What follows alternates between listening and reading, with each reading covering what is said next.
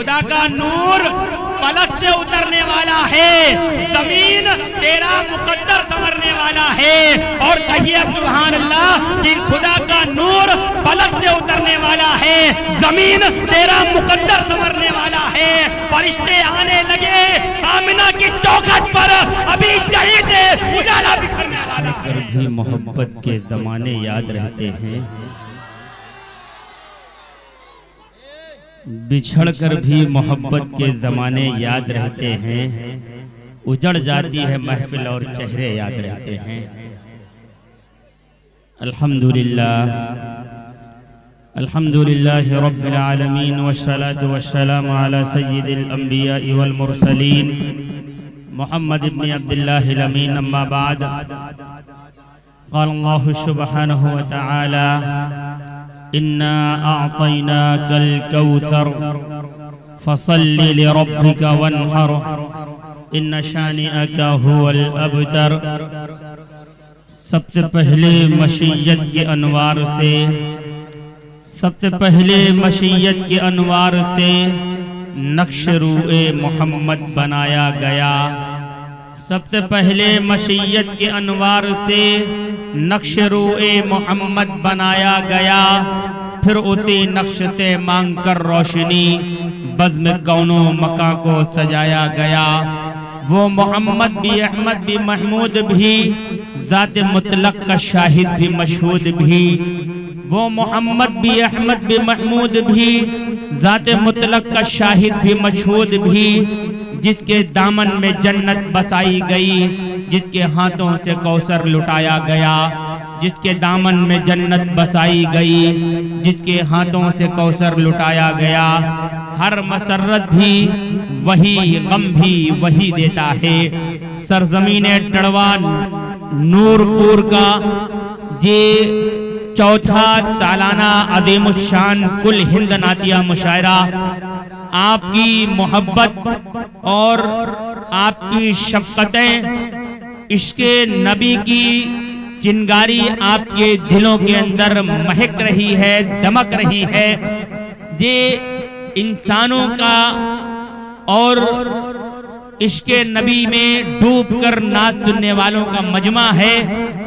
बहुत ही मुबारकबाद पेश करता हूँ तमामी इंतजामिया कमेटी को, टिड़वा नूरपुर वालों को, खास तौर से मोहम्मद उज़ैर अंसारी साहब, आमिर मसूदी साहब और दीगर उनके रुफ़क़ा का शुक्रगुजार हूँ कि हर मसरत भी वही, गम भी वही देता है। जल्ल जलालुहु व अम्मा नवालुहु। हर मसरत भी वही, गम भी वही देता है। धूप और छाँव के मौसम भी वही देता है। धूप और छाँव के मौसम भी वही देता है। जख्म लगते ही नहीं उसकी इजाजत के बगैर, जख्म लगते ही नहीं उसकी इजाजत के बगैर। और फिर जख्मों को मरहम भी वही देता है, और फिर जख्मों को मरहम भी वही देता है। आइए हमारे ये मुशायरे, बिलखुसूस नातिया मुशायरे, ये जहाँ एक तरफ उर्दू अदब की तर्जुमानी और उसकी पासबानी का काम अंजाम देते हैं, ये नातिया मुशायरे हजरत हस्सान बिन साबित की सुन्नत को जिंदा करते हैं। ये नातिया मुशायरे काब बिन ज़ुहैर रज़ी अल्लाह ताला अन्हु और दीगर सहाबा इकराम जो इमामुल अंबिया अलैहिस्सलातु वस्सलाम पर आने वाले या आपकी शान में जो भी कभी कोई इस तरह की बात की गई तो आपके डिफेंस में, आपके दिफा में सहाबा इकराम ने बाकायदा नात कही है, बाकायदा कलाम कहे हैं और ऐसे ऐसे अशार कहे हैं जो वाक़अतन नबी की शान को बयान करते हैं और आपके हुलिये को, आपकी अजमत को, आपकी मोहब्बत को, आपकी रिफ़अतों को बुलंद करने वाली शायरी सहाबा किराम ने पेश की थी। कभी हुजूर अकरम सल्लल्लाहु अलैहि वसल्लम ने हजरत काब बिन जुहैर को आप अलैहिस्सलातु वस्सलाम ने दस्ते मुबारक से अपनी चादर भी पेश कर दी थी। इसलिए आप मुशायरों को हल्का मत समझिएगा, ये मुशायरों की एक रवायत है, एक तारीखी रिवायतें हैं जो हमारे सामने मौजूद है। इमामुल अंबिया अलैहिस्सलातु वस्सलाम सुना करते थे हजरत हस्सान बिन साबित और दीगर शुआरा इकराम सहाबा इकराम के कलाम को सुना करते थे। तो इसलिए आप तमामी अहबाब मुबारकबाद के मुस्तहिक हैं। स्टेज पर बैठने वाले हों या आप लोग हों, दोनों काबिल कद्र हैं, इसलिए कि मिंबर पर अगर हस्सान बिन साबित हुआ करते थे तो अल्लाह के नबी अलैहिस्सलातु वस्सलाम सामने बैठकर उनके कलाम को सुना करते थे। बहरकैफ मैं आपके दरमियान में धीरे धीरे अपने मुशायरे की तरफ बढ़ता हूँ और मुशायरे का बाकायदा आगाज करता हूँ और आपको मुबारकबाद पेश करते हुए मैं सबसे पहले आपकी अदालत में आप ही के तैयार का एक शायर खूबरू और खूबसूरत तरन्नुम के साथ अपने पर तौल कर आपके हवाले कर रहा हूँ। अपने इस मुशायरे का बाज़ाब्ता मैं आगाज करूं, इससे कब्ल मैं चाहता ये हूँ कि सदरे आली वकार जिनकी दस्त पर और जिनके सर पर आज की इस सदारत का ओहदा और सदारत की जिम्मेदारी जिनके सर पर रखी गई है, एक इंतहाई मौजू और मुनासिब अल्लामा इकबाल की जबान में अगर कहा जाए कि निगह बुलंद सुखन दिल नवाज जापुर सोद, निगह बुलंद सुखन दिल नवाज जापुर सोद, यही है रखते सफर मीरे कारवां के लिए इंतहाई मौजू उस्ताद शायर हजरत मौलाना मोहम्मद अशफाक साहब वासिफ कासमी इंशाअल्लाहुल अज़ीज़ आपकी सदारत में हमारा ये प्रोग्राम अपनी मंजिल की तरफ रवां और दवा हो रहा है। मुफ्ती जमाल अहमद साहब कासमी जो आपके इस मुशायरे के सरपरस्त हैं, आइए मैं अपने मुशायरे का आगाज करता हूँ और मैंने तारुफ पेश किया जिस शायर का, उन्हें आरिफ नूरपुरी के नाम से जानते हैं। तैयार हैं आप लोग मुशायरे के लिए? मैं 4 मिसरे पढ़ता हूँ और उनको आपकी अदालत में पेश करता हूँ कि खुदा का नूर फलक से उतरने वाला है। अब कहो सुभान अल्लाह। खुदा का नूर फलक से उतरने वाला है, अरे जमीन तेरा मुकद्दर संवरने वाला है। खुदा का नूर फलक से उतरने वाला है, खुदा का नूर फलक से उतरने वाला है, अरे जमीन तेरा मुकद्दर संवरने वाला है। और फरिश्ते आने लगे आमिना की चौखट पर, फरिश्ते आने लगे आमिना की चौखट पर, अभी यही से उजाला बिखरने वाला है। फरिश्ते आने लगे आमिना की चौखट पर, अभी यहीं से उजाला बिखरने वाला है। अपने इस मुशायरे के उजाले को बिखेरने के लिए इस वक्त मैं गुजारिश कर रहा हूँ आरिफ नूरपुरी से। तो पुराने जमाने में कुछ लोग होते थे, आजकल के लोग भी अगर तारीख की जरूरत पड़ती है अरबी की तो हाफिज जी को तलाश करते हैं, इमाम साहब को फोन लगाते हैं। ये सच्ची हकीकत है। उस जमाने में भी ऐसा रहा था कि लोग किसी को अरबी की तारीख की जरूरत होती थी को किसी बुजुर्ग के गांव के पूछते थे। इसी तरह गांव में एक मियाँ जी थे, वो अरबी की तारीख बताया करते थे, लोग उनसे पूछते थे।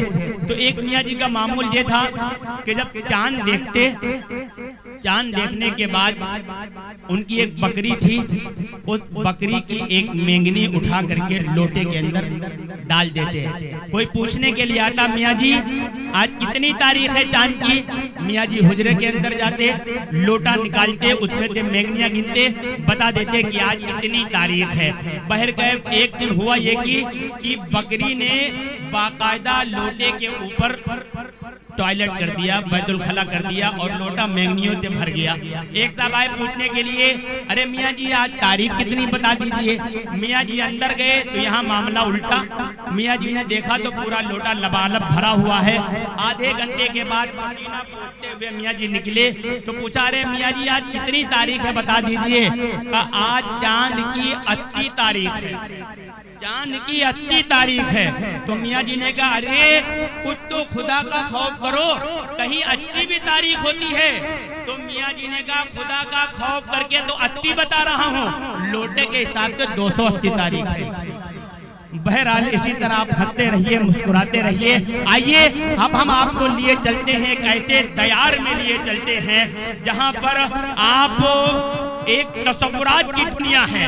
आप कहां पर गुजारिश करते हैं, कभी बादे सबा से कहते हैं कि बादे सबा ठहर ठहर कर चल, इस दयार में हम आ रहे हैं जहां पर जिब्रीले अमीन भी बावजूद हाजिरी दिया करते थे। कभी कोई शायर वहां की मिट्टी को सुरमा बनाने की बात करता है, कभी कोई शायर वहां जाने की और मरने की तमन्ना करता है। बहुत से लोगों ने अपने अपने अंदाज में शेर कहे। शाहदेव जालंधरी ने एक शेर कहा था कि कभी जब भी मेरे सीने में दम अटकता है, कभी जब मेरे सीने में दम अटकता है, मैं ऐसे वक्त नबी पर दुरूद पढ़ता हूँ, मैं ऐसे वक्त नबी पर दुरूद पढ़ता हूँ। तो एक शेर ये भी कहा कि अब इसके बाद कोई हल नहीं उदासी का, अब इसके बाद कोई हल नहीं उदासी का, दुरूदे पाक का दम आखिरी वजीफा है। आइए ऐसी शायरी पेश की जाए जो तसव्वुरात की दुनिया में आपको मदीने का सफर करा दे।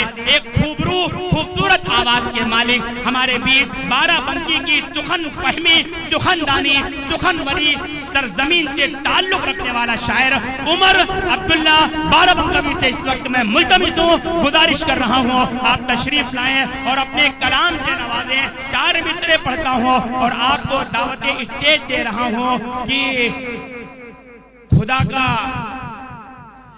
नूर फलक से उतरने वाला है।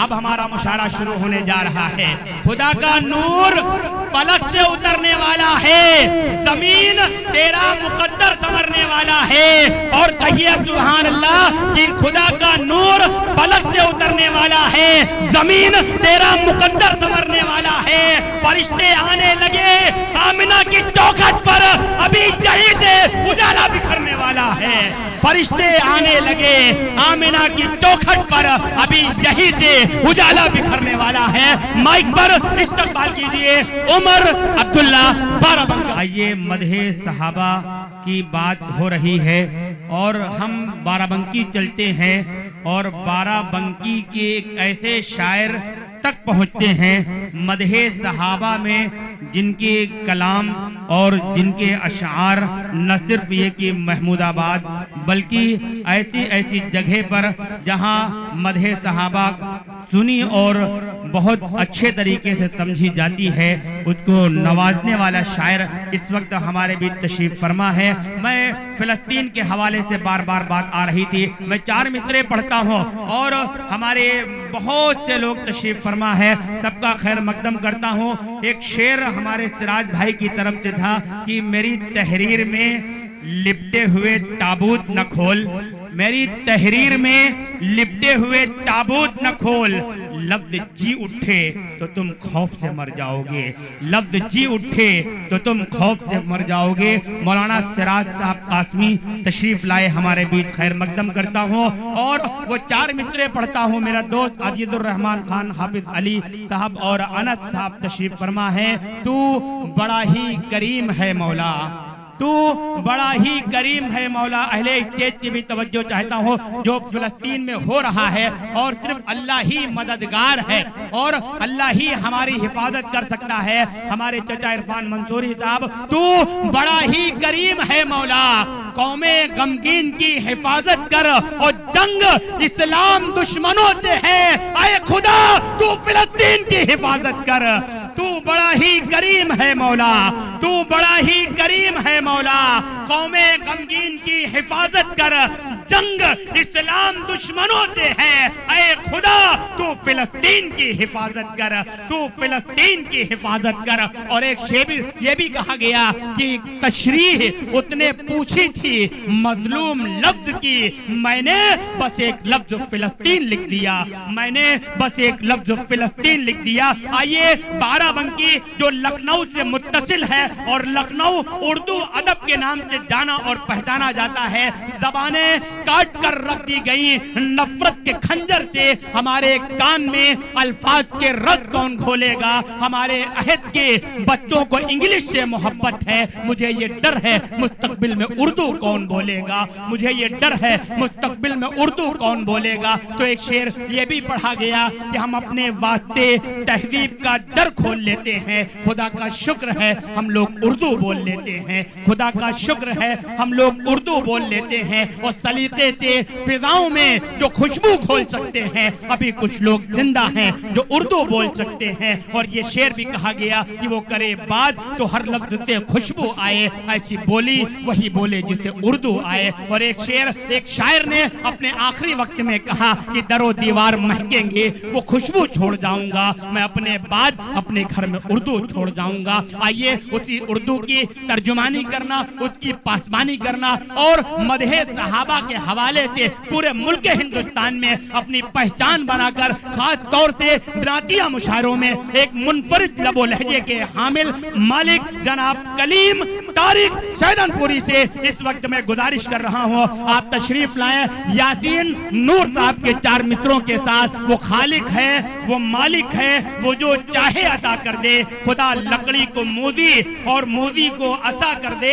तसव्वुर कीजिए बैतुल मुक़द्दस के पहुंचने पर, तसव्वुर कीजिए बैतुल मुक़द्दस के पहुंचने पर उमर फारूक की पहचान पे वंदे अबा कर दे।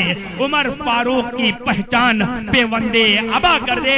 माइक पर इस्तकबाल कीजिए कलीम तारिक सैदनपुरी।